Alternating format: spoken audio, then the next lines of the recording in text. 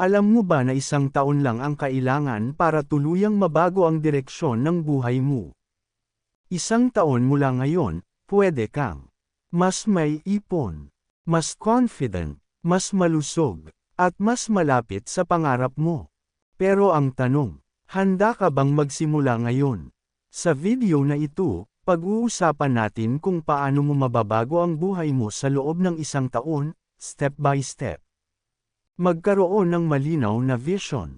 Hindi ka pwedeng makarating sa isang lugar kung hindi mo alam kung saan ka pupunta. Gawin mo ito. Isulat mo kung ano gusto mong mangyari sa buhay mo after isang year. Magkano ang gusto mong ipon? Anong skills ang gusto mong matutunan? Ano ang gusto mong mabago sa sarili mo? Gumawa ka ng malinaw na target. Halimbawa, sa loob ng isang taon, gusto kong magkaroon ng 50,000 pesos savings at magkaroon ng side hustle online. Kapag malinaw ang goal mo, mas magiging malinaw ang gagawin mo araw-araw.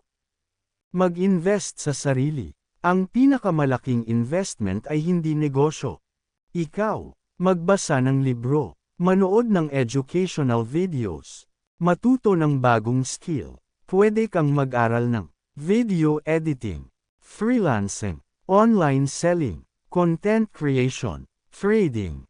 Sa loob ng isang taon, kung mag-aaral ka ng 1 oras araw-araw, imagine kung gaano ka kalayo kumpara sa dati mong sarili.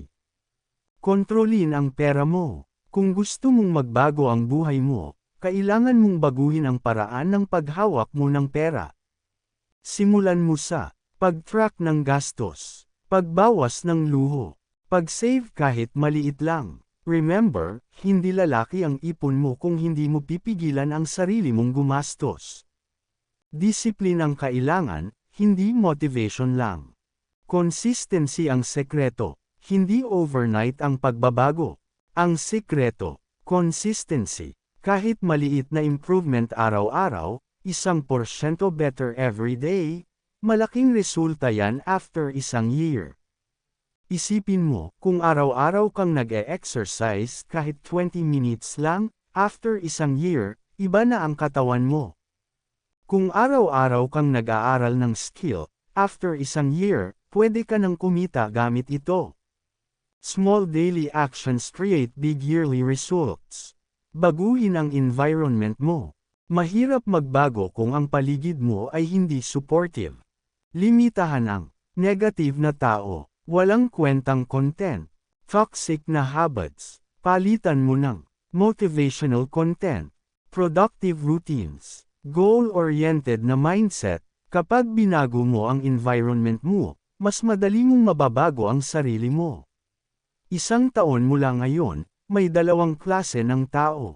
Yung nagsimula ngayon, at yung nagsabing bukas na lang. Ikaw, alin ka doon? Simulan mo ngayon. Hindi sa susunod na buwan. Hindi sa January.